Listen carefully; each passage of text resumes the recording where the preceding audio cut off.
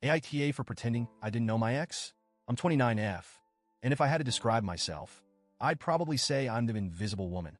Not in a tragic way, but I'm the kind of person who tends to fade into the background.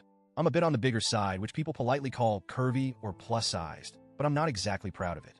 I've always been the friend guys look through to see the girl behind me, the one who gives the good advice, but isn't the one anyone actually wants to date. That was until I met Shane.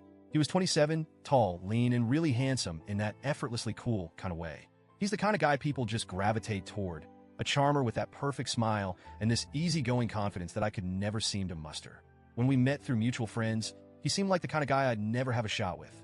But he was surprisingly attentive, always finding reasons to talk to me. I fell fast and hard, and before I knew it, we were something, or at least I thought we were. But from the start, there was this catch. Our relationship had to be a secret. I remember our first real conversation about it. We were lying in my bed, just talking about our lives, dreams, and random nonsense. And I asked if he'd ever want to go public. He looked at me, then away, then back, and said, "I'm not ready. It's just a personal thing." And because I was scared of losing him, I didn't press.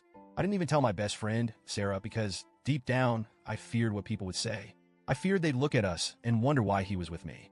So I kept quiet, convincing myself it was temporary, that things would change.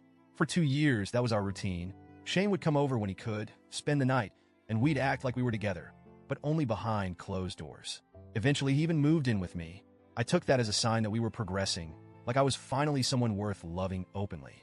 Every day, I held out hope that one day he'd see me differently, that he'd want me for all the world to see too.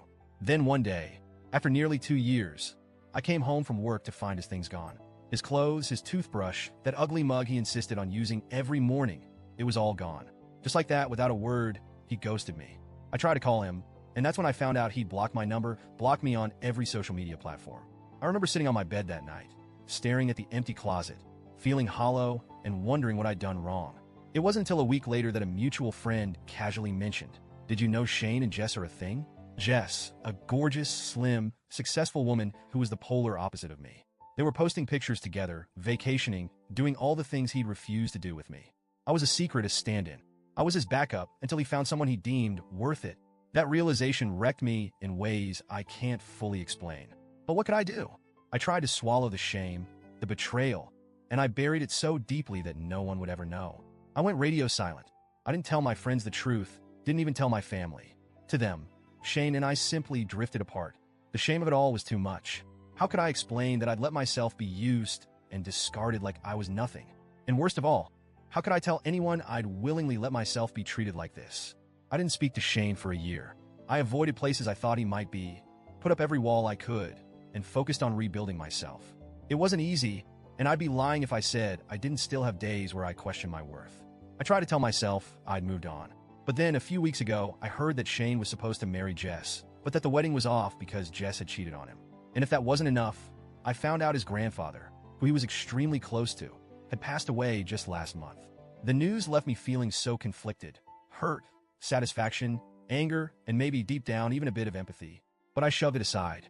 I wanted to be done with him, with anything that reminded me of the past. And yet, life had other plans. Last night, I ran into him at the grocery store. It was surreal. I was in the cereal aisle, trying to choose between 2 brands, when someone walked up beside me.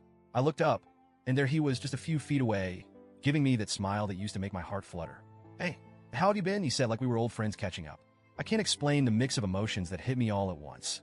I wanted to scream, to cry, to laugh in his face, and let him know exactly what he'd done to me. But somehow I kept it together. I forced a blank expression, took a deep breath, and said, "I'm sorry. Do I know you?" The look on his face was priceless. He looked confused, almost hurt, like he genuinely couldn't believe I wouldn't remember him. I didn't give him a chance to say anything else. I just turned and walked away, my heart pounding in my chest. For the first time since he'd left, I felt like I had control over my life. I felt like I was finally letting go. But today, I told a mutual friend about what happened. I expected her to understand, maybe even validate me. But she was horrified. She said I was being cruel and heartless, especially considering Shane's been through so much recently. That he just lost his grandfather, that his fiancée had cheated on him, and now he was going through a really tough time. She said I should have been kinder, or at least acknowledged him. And now I'm torn. Was I too harsh? Did I let my bitterness get the best of me? Part of me feels like he deserved it, that he had no right to casually act like nothing happened. But another part of me wonders if I was the villain in that moment, If I was petty for ignoring his pain just because he hurt me, I keep replaying it over and over, wondering if I should have been better, if maybe it was time to forgive and move on. But every time I think of forgiving him, I remember how it felt to be abandoned, to be treated like a secret,